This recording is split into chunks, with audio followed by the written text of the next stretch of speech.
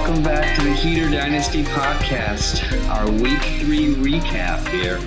And for those of you who are going to watch the player series with our brother-in-law Jared, ironically, we usually record that one first, but I'm going to end up releasing it later just because, I have a full-time job and I have to edit when I can. But in that episode, you're going to hear a little frustration from me on part of the Washington football team's performance. And you might have heard me throw in the towel on Dwayne Haskins. And, I've had a little bit more time to think about it now that we're recording this on a Tuesday night, giving me 48 hours to mourn and to recover. Mark, I just wanted to let you know, I'm actually feeling a little bit more upbeat. I'm feeling good. Good. Yeah, I think Dwayne Haskins is going to be the next Josh Allen. Okay. Yeah. I know that's quite the pendulum swing. Yeah. Which Josh Allen is. He is a pendulum swing. Right. But given those parameters, that means that next year Dwayne Haskins taking the league by storm, and he's going to be an MVP candidate. It's set in stone right here. Hot takes for next year. Put it down right now. Wow. Are we stamping that down? Yeah, stamp it down. All right. Official. No, but I came up with a game that I think can help illustrate this for us, if you'd like. I'm going to read you some stats from both of their rookie seasons, and you're going to tell me which player is which. Cool. Okay. All right. So is this through week 3 for both of them, or this is their rookie season? So last year's stats for Dwayne Haskins and the first year stats for Josh Allen. So we'll start with some player, and you will have to guess who is who. Okay. All right. So this player threw attempted 320 passes. They completed 169 of those for a completion percentage of 52.81. They threw for a total of 2,074 yards. They threw 10 touchdowns, 12 interceptions, and ended the year with a quarterback rating of 67.9. Player A. Okay. Player B had 203 passing attempts, completed 119 of them for a completion percentage of 58.62, for 1,365 yards.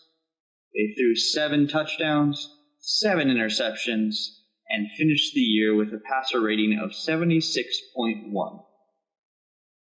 Which player is player A? Which player is player B? All right. So I think the easiest thing for me to zero in on is touchdowns and interceptions. Fortunately, I do not recall very well Josh Allen's rookie season situation. Yeah. Which, for your benefit, it was 2018, so it wasn't that far off. Yeah. It's only his third year in the season. Yes. League. Sorry. I'm trying to think if he got. So both of them must not have played the whole season for those stats. I'm going to go with Haskins as the 7-7. And Josh Allen's a 10-12. So you're saying player A is Josh Allen, player B is Dwayne Haskins? Probably. Whichever one. Okay, I'm just clarifying. And you are correct. You have them both correct. But I found it very interesting that obviously that means that Josh Allen, who's throwing dimes all over the field at this point, actually had a lower percentage rating than Dwayne Haskins in his rookie year. And if you look at their average, so the second year, Josh Allen improved, but he didn't improve a ton. He went from a 52 percentage to 58 percentage to this year he's on a 71% passer rating, passing completion percentage. And Dwayne Haskins is actually gone down, but it's only a 3-game sample. So he went from a 58.62 to a 56.44. and most of that is due to throwing 3 interceptions this past weekend. But all that to say, do those count towards your completion percentage or no? I mean, I guess that would be a different set. How many times did the ball hit the ground versus get caught by the opposing team? That's a very valid point. I did not do the math on that one, so this is not including those as catches. You're right. Cool. But all that to say, there is hope in Washington. We might see a much slower version of Josh Allen, but nonetheless, I think Dwayne Haskins might have a stronger arm. So, we'll see what happens with him. Ron Rivera was a little bit sharper with them, I feel like, here on Tuesday or yesterday. Oh, for sure, because he had a horrible game. He needs to, he can't be, coddled here. I got one last thing to ask you. Player A and player B, I'm going to give you their physical stats, and I want you to tell me which player is which. Okay. Right? So player A, 6'4", 218 pounds, has an arm span of 33.5 inches, and hands at 9 5/8 inches. Okay. Cool. Not that means anything to me. Physical specimen. Yes. Player B, 6'5", 237, arm span of 33 1/4 inches. I don't think that's the arm span. I think it's arm length. Now that I'm looking at it, because that would be really short. That's just the length of their arm, and then their hands are 10 inches and 10 1/8 inches. Who's player A? Who's player B? So I'm just going on hand size alone because that's the easiest metric for me. I'm pretty confident because Dwayne Haskins, his weight was heavily publicized in the media. Big weight cut. 218 sounds right for him. So I think 218 is Haskins. I do think Josh Allen's taller at 6'5". Yeah. But we're talking like a 10-pound difference. Like, they are the same size. Like, those guys are built to last. Hmm? We've got our future right here. Changing my tone. I'm glad to hear it. I'm like you said, I'm glad that Rivera isn't sugarcoat with Haskins. I think that day one when Rivera came in, he challenged him. Haskins kind of stepped up, lost weight, took it seriously, became a leader. So time will tell again. But yeah, a happy Eric is a better Eric. This week was tough. Lost my first game. Connor, you beat me. But I like to think that I beat myself. We'll get into that in head scratchers, I'm sure. But there was a couple moves I could have made that would have beaten you. But looking back, I don't think they were logical moves. I think this is just dumb luck. But yeah, you beat me fair and square, and I've been humbled. Yet I will still brag super hard next week when I crush you all once again in the points. But on to more important things. Let's talk about the fire sale that just never ends. Mm-hmm. I think this must be like a Colorado fire of sorts because it is burning strong. Mark, do you want to go through how that has continued into week 3 of our fantasy season here? I would like to.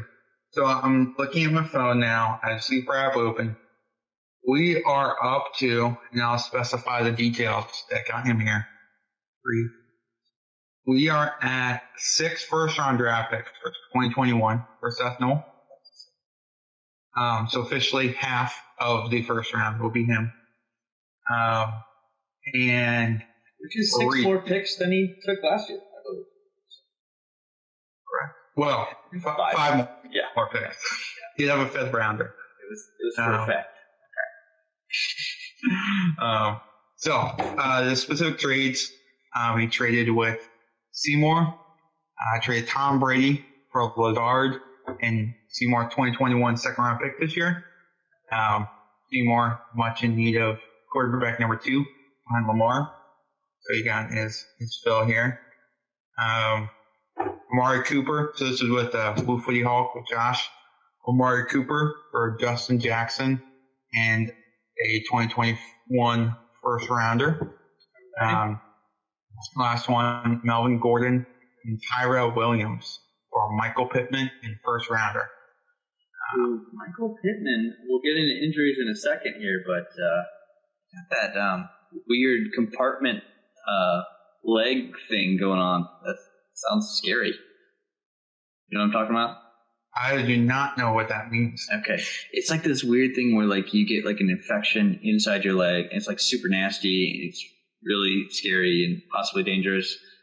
But doctors know how to deal with it, so they'll fix it. But it's usually a multi-week procedure because you got to get the swelling down, and it's just like nasty. Like your leg does weird things. So is it like the flesh eating, like the Alex Smith we had, or no? No, it's more like I think it's I don't know. I'm not a doctor. I don't know exactly what it is. Sorry, it's an infection of sorts inside. I think it's like within your tendons or your muscles or something. So like your leg gets like super funky looking. But the fear is that you could, if it goes wrong, you could have to amputate. But most likely not. That would really stink to have a one-legged receiver. So anyway, would suck.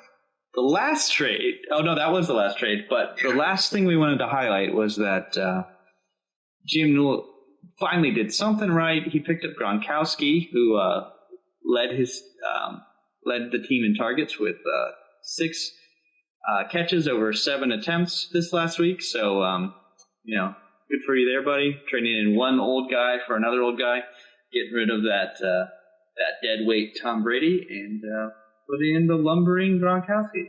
So pretty good for a blocking tight end. I gotta say. That was so funny. I'm just a blocking tight end. Okay, Gronk.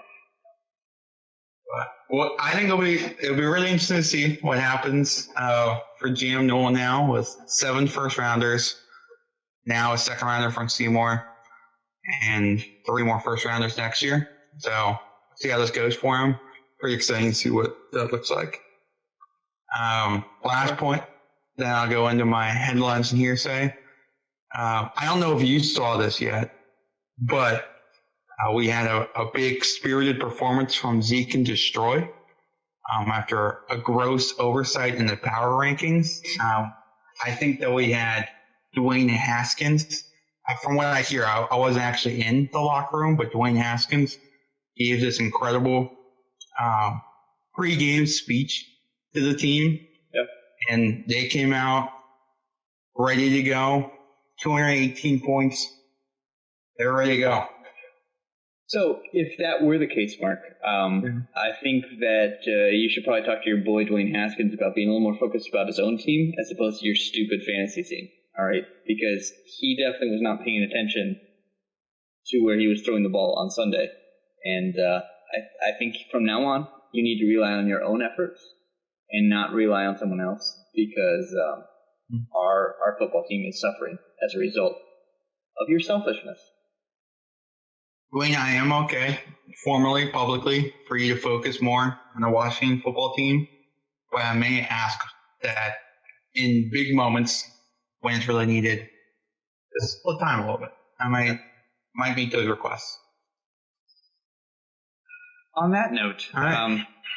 Now that we've taken like 87 minutes for the introduction, do you want to get into this week's headlines and hearsay? Let's break down the injury report. Luckily, it's not half as long as last week, but there still are quite a few names on there. I was going to say, I think we kind of filled it out. Still pretty same lengthwise. It's just the notoriety of the names is not there. Okay. I think so. Chris Carson, your guy. In the final minutes of the game against the Cowboys. Yeah, can you talk about how dirty the Cowboys are? Like, dude, that was bullshit. It was bad. Like, come on. This is why nobody likes you guys. And you're all a bunch of criminals. That's simple. Yeah. The knee sprain. 1 to 2 weeks. Yeah, luckily it's not going to be too big. I do think they're going to hold him out 2 weeks because their bye week is the next week. So, and they don't need him. They're playing they're playing Miami and I think Miami and then Minnesota. That's who they're playing. Okay. So yeah, they don't need him. So that's unfortunate for me. But moving on. Tariq Cohen, my guy, 20 ACL out for the season, and the trade I got from you. You're welcome. Goddard, a couple weeks, fractured his ankle, which was surprising to see a couple weeks, but apparently he doesn't need surgery, and he's very tough. They are just monsters. That's horrible. Godwin, hamstring, so it looks like when I saw it a couple weeks, but with hamstring, it's just, you never know. It can keep injuring.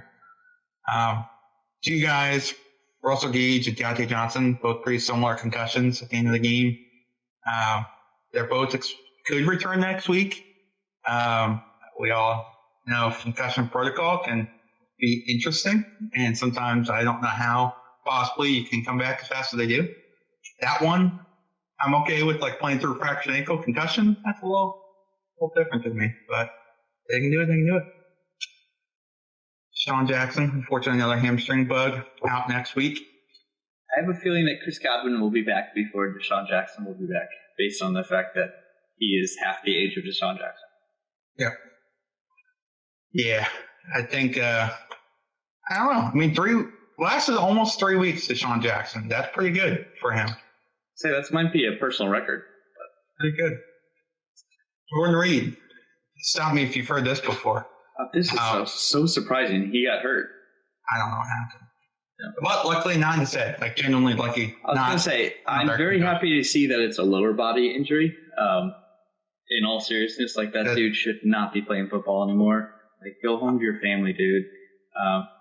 Protect yourself, and we hope everything's okay. I'm sad that he's not a Washington football player anymore, but at the same time, it's nice not to have to worry about whether he's on the field or not every week. Yeah. Yeah, it's tough. And, like, those injury bugs, like, how much of that is on? Like, I mean, if concussions, like, what can you do to really avoid, like, concussions? Sure. And then, I mean, it just stinks. The injury bug, those what ifs, what could have been with him. Last one for the injuries, John Brown, injured calf. Kind of uncertain when I saw. It doesn't seem like it's going to be crazy serious, but it'll be just a little bit of time for it. Yeah, sure. Big part here is about the COVID, our first kind of COVID incident. So I know Terrell, the Falcons, was one of the first players that actually went on the list. But then this one, Titans had 8 total people, 3 players, 5 personnel tested positive after the game. So, you know, we're kind of on watch if that's going to even happen when they play the Steelers this week. And then, obviously, since they tested positive, like on the Vikings, from what we saw at this point, no one's tested positive in Minnesota yet, but just kind of still on watch in that regard. Yeah, it'll be interesting to see what happens. Obviously, I think the NFL's made it pretty clear, you know, if they can field a team, the game will go on.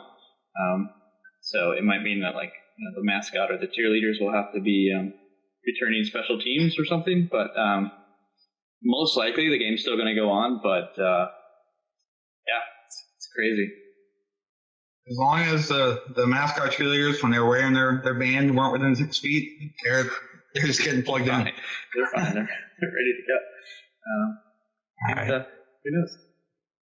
You want to go week in review? Heavy hitters? Yeah, let's do it. So heavy hitters, Patrick Mahomes. This is a new name on this list before. Yeah. He had a ridiculous game. Pat Mahomes, yes. He had a ridiculous game on Monday night, and I think he would have had an even more ridiculous game if the Ravens had decided to show up. But that second half, it was just like coasting at that point. But he scored 41 points in our league. Russell Wilson is still cooking, and I can tell you, whatever he's cooking, I will eat at this point. That man is incredible. He has thrown a record number, I think it's 14 touchdowns. Yep. In the first 3 weeks. That's the most anyone's ever scored in that period of time. And then Josh Allen is still on his. The only reason he's not going to be MVP is because of Russell Wilson. Let's just put it that way. But it will be fun to watch that continue to happen. Running backs, Alvin Kamara, he just went crazy based on the fact that nobody else on his team did anything. Did you see that one screenplay, Mark, that he did where the only 50-yard pass that Drew Brees is going to throw this year? He threw a screen pass, and then Alvin Kamara, he has like one of his tackles is gives him this incredible block, and then he's like just like jogging down the field, waiting for blocks. Everyone's blocking for him, and then he just strolls right into the end zone. Like it was the most ridiculous, stupid play you've ever seen. But that's how the game went. Yeah. Anyway, so that happened. Patience runner. Rex Burkhead had an incredible game, 3 touchdowns, with James White out once again for personal reasons. So we'll see if he can continue to do that. My guess is this is a one-shot effort. 3 touchdowns. But yeah, that was pretty incredible. That's the one time you'll see his name on this list this year. Wide receivers. If last week was the week of the tight end, this was the week of the rookie wide receivers. You had Justin Jefferson scoring 36.5 points. Brandon Ayuk stepped in and scored 24.7 points. And then T. Higgins, the future wide receiver 1 for Burrow there, Joe Burrow. So he scored 22 points. But and then, of course, Tyler Lockett with his 3 touchdowns receiving from Russell Wilson. Nice socially distanced touchdowns. Yeah, he made sure to keep his distance. He was very respectable and responsible.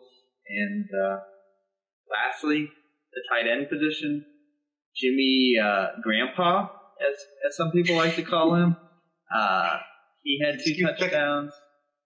And who knows? Maybe. So who does he play for now? Is he on the Bears? Am I remember that correctly? Jimmy Graham. He really does bounce around. Yes, he's on the Bears. So he's on the Bears this year. So this was Nick Foles doing. So we'll see if that continues going forward. Foles officially starter next week. Yeah. I mean, we all knew this. But yes, you're right. It's official. And then Kelsey had a pretty bad game. He only scored 20 points. Tyler Kroft. After 4 now. Tyler Kroft scored 19.65 points, and then Robert Tonyan 19.3. So we'll see if that continues whenever Devontae Adams decides to join the field again. But maybe Aaron Rodgers is changing his ways and realizing that tight ends are viable options for the passing game. Now we get into the head scratchers, and I have to own this first one. Ryan Fitzmagic, had an incredible game that if I had played him over Matt Ryan would have helped me beat Connor. But I don't know. I couldn't do it. Like Matt Ryan was going crazy, and I just couldn't do it. I should have done it, but I couldn't. So you're welcome, Connor. Enjoy that win. This is where I put these head scratchers, and I also like put a caveat. Like this can be just big bench performances. It's kind of what I feel like we've kind of made this. Yeah. But the next one, I do think we have a head scratcher in the running back category. Yeah. So do you want to take this one, Mark? Yeah. So there's Sonny Michel. He was just again highest bench, player, 18.15. Right. But the one that, and this decided his fate, Seymour putting Hunt on the bench. Yeah. I put in here, ain't broke, don't fix it. And who does Seymour cheer for? He is actually a Packers fan. Oh, okay. I thought he was an Eagles fan like all the other jokers. Yeah. But okay, so then I'll give him a little bit more grace. Maybe he doesn't understand. The Washington football team sucks, dude. Like, I think he does know that. I think I was gonna say, they're horrible. You have to play people that play them right now. Like it's them, and then the Jets, and then Minnesota Vikings secondary. Those are the players you play against. Unless you're a quarterback, you don't want to play against the Washington football team, or else you'll get sacked the whole game. But that's all we can do. Yeah. It was also difficult having Chase Young and Matt Ioannidis go down right away. That definitely opened up some lanes. Yeah, those are some big shoes to fill, for sure. Let's go ahead and move on to wide receivers, Mark. Starting with DK Metcalf. Now, if I understand correctly, this is more dealing with the player, not the actual, because we all know Mark did play him this week, right? Yep. So he was in the lineup. Obviously had a good day. Caught the touchdown pass in that game. A lot of yards. But 1 yard too few when he let up and Diggs punched the ball out on the 1 yard line for the touchback rather than a touchdown. Redeemed himself in the game, like I said. He got the touchdown, but that's pretty rough. Cost, we all know, Mark, 8 points with the fumble and not getting the touchdown. And that was a tight game up until he hit Patrick Mahomes. So Mahomes bailed him out on Monday night. But if that decided to fade, that would be a tough pill to swallow for sure. Now, what's going on with this next one? This is Jared. He chose the wrong Texan. Is that what's going on? Yep. So the next two are both Jared. So we've got Julio Jones. He had him left in the lineup. Though to be fair to Jared, he was driving down to the beach during that time, so he missed that cut. Right, and cell phones, obviously if you're driving, you shouldn't have your cell phone in your hands. Is that the thought process? That's the thought process. However, Jared is married to a wife, who happens to be our sister, who has hands, I believe, right? No, that's a good point. And she could have helped him. Even has the sleeper app on her phone. She does have the sleeper app on her phone, so she could have definitely helped. He also has a bunch of daughters. I think there's 17 of them at this point. That any one of them probably know how to use a phone and could have gladly helped Daddy fix his lineup. I was giving him the benefit. What their options that may have been, but and that's fine. He had better things to do. We understand, and that explains why he's currently sitting where he's sitting. Rough week for him, and a rough week in terms of the power rankings for him as well, as he's aware. And then the wrong Texan receiver. This is another one. Just like I've already said, I don't trust Texans receivers. So Cobb was the one that he had on the bench correctly going into the game, but he did end up getting the most points, 22.75. Pitt Cooks and Fuller, who combined for basically 22.75. But bummer. He also lost by 100 points. So these decisions did not affect the outcome. Head scratcher, just kind of want to call it Tonyan, your guy. You picked him up last week. Had a good performance on the bench. Got to be excited about that. Just good bench performance, not really a head scratcher. I was going to say, the head scratcher might have been more starting Darren Waller against the Patriots, but I had no choice. When Darren Waller is playing the way Darren Waller's playing, even though I knew that they were going to target him and they were going to shut him down, I was in a hard spot. Do I start Mike Gesicki or Darren Waller? I chose the wrong player, but honestly, that wouldn't have made the difference. It was Ryan Fitzpatrick. That's the one who made the difference, whether or not I would have beaten Connor or not. So, and there was no way I was starting Robert Tonyan. I'm sorry, I picked him up just because I was like, he seems like a solid pickup for a dynasty league. Packers, they've spread the ball around. Rodgers finds a new guy every time. So. But no, there's no way I was going to start him over Darren Waller or Mike. You want to take the horrible? Yeah, I mean, as you can tell, it took a lot of things to beat me this week. Most of it being my entire team being on the horrible list. And Matt Ryan scoring his measly 12.5 points. I didn't watch the game. He still threw a ton of yards. It just seems like, I'm not sure how he scored so few points. Did he have a lot of turnovers? So I think it was I know Gurley got a rushing touchdown. I know Hill got a rushing touchdown. Okay. It was just pass or he didn't get any of those points, and so he just had passing yardage basically. I think he had a fumble and a interception as well. And then Mitchell Trubisky, unfortunately, he he no longer is the starting quarterback for the Chicago Bears. And somehow the Bears are still 3-0. That makes no sense to me. It's wild. It is wild. And they're not bad. I don't think they've been beating just bad teams. I feel like they've been doing pretty well. I don't know. But it's ugly, but they're winning. So. Melvin Gordon just did nothing along with the rest of the Broncos. Josh Jacobs, this one hurts me personally, not in our league, but in another league. He did nothing. But, the Patriots just kind of shut down the Raiders. The Raiders did not look like the Raiders of the first 2 weeks. And we'll see. We'll see what happens going forward. Maybe the Patriots are better than I gave them credit for. But also, I think it was just a matter of two coaches and Bill Belichick out-coaching John Gruden there more than anything. Wide receivers, Deontay Johnson. He got a measly 1 point, but, it might have to do with the fact that he got knocked out of the game. Chase Claypool also did not have a good game.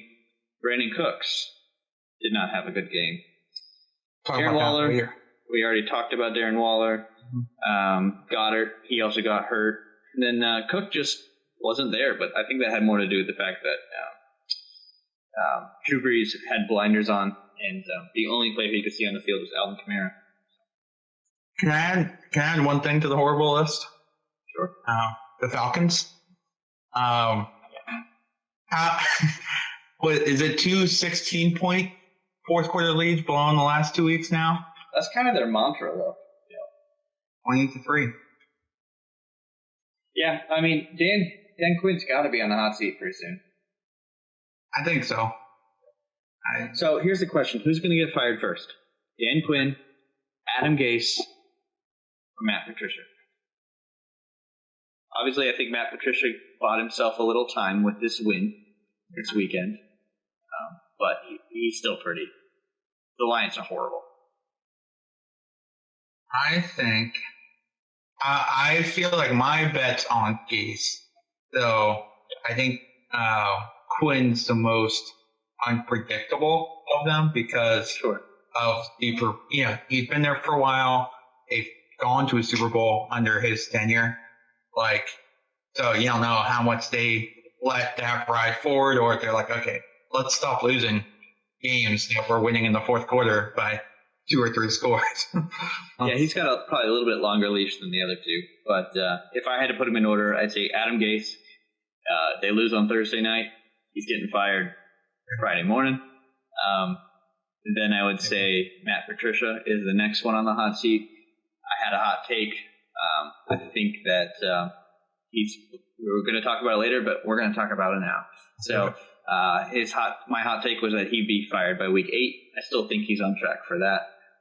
I think this week him winning actually made my hot take a little bit more plausible, actually, because otherwise he'd have been fired now. But now it might actually be right exactly at week 8. And then the last one in my mind is Dan Quinn, just because we thought the same thing last year, and yet they still kept him around. So I guess that was a great transition, because our next topic is hot takes here. So I'm going to fly through some of these because not much changed. Nothing changed with the Tom Brady versus Bad Boy Baker here. They both did not throw a pick this week, so Tom still won ahead with 3 picks versus Baker's 2 picks. Mostly because Baker didn't throw a single pass this week. They just ran the ball down the Washington football team's throat. We just kept giving it back to them for them to keep running. It just wasn't fun. The next one is the story of the tortoise versus the hare. So Marvin Jones is leading Kenny Golladay still going into week 3 by 10.85 points. However, he had a 2-week head start. So I am starting to get a little nervous about my prediction that Marvin Jones would score more points than Kenny Golladay this year, being that Kenny Golladay is almost caught up in 1 week. But time will tell. Sorry. So the note that I was putting there was 10.85 was what he scored this week compared to Galladay's almost 20. No, see, So I trusted just you. highlighting. I trusted you. I'm sorry. I mean, I need to take better notes in the Google Doc. Well, I could also prepare more and not just trust you. But lessons have been learned this week. Anyway, he's ahead by a little bit more than that. But either way, Galladay has caught up more than halfway in 1 week. Jonnu Smith, my boy, first place, ranked number 1. That's pretty exciting. I predicted he'd be top 10. Did not predict he'd be top 1. So we'll see how long he can hold that up. And then Hayden Hurst is dropping.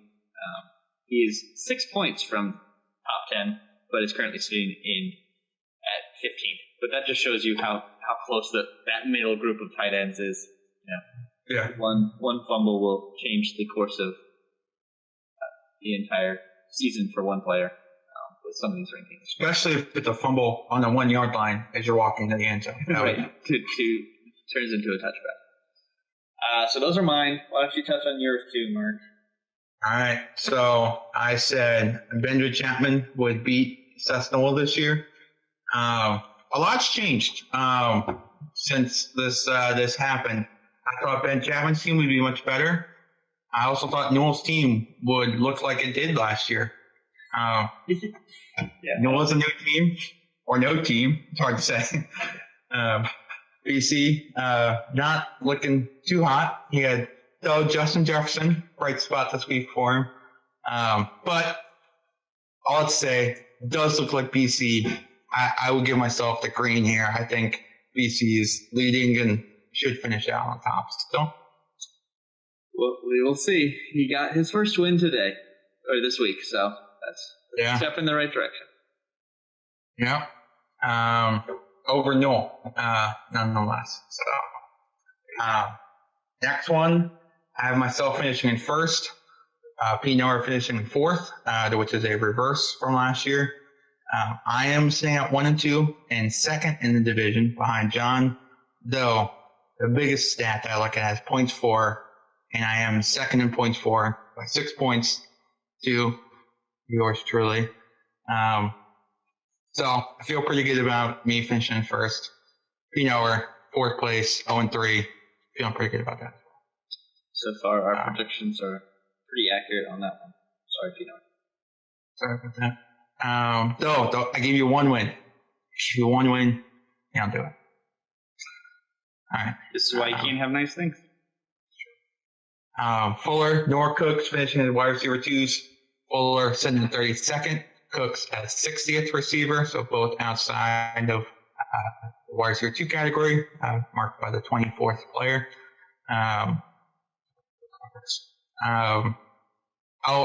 This one, so you threw in Matt Patricia, which we had talked about, but have been watching before this. I'm throwing in Gurley because I forgot that I had put him as the 8th running back heading to this. Not quite panning out. 24th currently.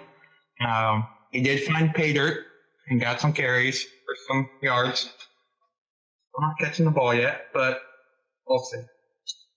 Still getting comfortable over there. 1 week at a time. Maybe one of these times when they're ahead, they'll start just giving them the ball and just see what happens. I hope. Anyway, one more hot take that I should bring up here, and this is not either of ours. This is actually from Noel. So he put in the chat. He did say that by week 5, Foles would be the starter. He has Foles. Happened in week 3. So he underestimated Trubisky's poorness. So I just want to give him a shout out for being correct in that regard. And also sorry to Andrew Gordon, who has Mahomes, Minshew, and Trubisky was his third. So now it's just Mahomes and Minshew.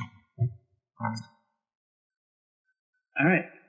Sounds good. All right, let's move on to our predictions and the results of this week. The game results heading into this week. Caleb and I were tied at 9 and 3 for our predictions. Mark was bringing up the rear at 7 and 5. But this week, it looks like those numbers will shrink a little bit. we will finally have a true winner, and Mark will, spoiler alert, get a couple more wins under his belt. But this was our second divisional week, and so we had myself playing Connor. We both thought that Connor was going to lose, but Connor proved us wrong. So that is 0-1 for both of us. And I believe Caleb also predicted that. I don't have Caleb's information. I'm not going to say that. I will just give you the total that Mark told me afterwards. I've got that. So, yeah, he was also on your side of things. Okay, cool. Honestly, we don't really care that much about Caleb. We're just throwing him a bone right now. He's winning, so we don't care. He's winning, so, screw you, dude. But Albeezy, we both thought Albeezy would beat Jared Burkholder, and we were right. So we're 1-1. We both thought Mark would beat Blue Footy Hulk. We were right. 2-1. We both thought John Staggers would beat P-Knower because it's P-Knower, and lo and behold, we were right. 3-1, looking pretty good on the week. But then this happened. We both thought GM Newell would win, but then this was pre-fire sale. Ben Chapman, who somehow managed to get his whole lineup filled this week, and was able to pull off a win. So now we are 3-2. And the last one, we split because you thought We All Know Mark would win. I thought Seymour would win. And sure enough, We All Know Mark won, putting you at 4-2 for the week, me at 3-3 for the week, and Caleb was also 3-3 for the week. Nope, 4-2. I lied. Caleb was 4-2. So that puts Caleb in first place with 13 wins over 5 losses for the season so far. Me right behind him with 12-6, and Mark right behind me with 11-7. And yes, Seymour made that ground by picking against himself. No confidence in himself. Picking Andrew Gordon to beat him, and it happened. He'll do whatever it takes to win off of the field. Yeah. Him and Bruce Allen winning off the field. I love it. I love it. So, for the rankings, power rankings, Mark, I will give you your second place back. Okay. Thank you. I don't think you're going to stay there. I don't think you're going to stay there. But this week, you definitely had a great performance. I also have to hand over high score of the week to you. Yep. I'm handing over. You need to take this. This is a virtual experience. Thank you. Okay. So, put on the crown. You scored 218 points this week, so bravo. You need to make sure to pay yourself your $5 winnings. Don't forget to do that. So I still am holding down first place in our consensus rankings because even though I have a loss, I have scored the most points of anyone this season. Mark has narrowed that gap after my really poor week 3 performance. 80-point margin here. 80-point swing this week. 80-point swing. But Mark is holding down second place just barely over our 2 3-0 teams. We all know Mark. We have him just slightly ahead of John Staggers. But I have a feeling that they are going to be people that we are going to need to contend with pretty soon. However, you might argue, why are they not in first and second? Well, it's because Mark and I have scored more than 100 points more than you guys. So it's only 3 weeks. Yes, you have the better record, but time will be on our side, I predict. We may have already discussed it, but my biggest marker is points for, because this is a game. Our rankings, yeah. There's no conflict, you know what I mean? So, like, it's just straight how many points are for you. And so, that's what I got. Albeezy, I believe, is the 3rd highest score. So this was just kind of like 1 and 2 right now, isn't he? Yeah. So that's unfortunate. So obviously, you do have to consider a record at some point. Yeah. Right. It's not just one number. Right. But yeah, he stayed pat. Honestly, most of the middle guys stayed in place. We have Seymour still in what is that? 1, 2, 3, 4, 5. Sixth place. Seventh ranking is Woo Footy. He gets to move up a spot. Connor gets to move up another spot after beating me. If Connor keeps this up, I mean, he's first place in the division going into week 3.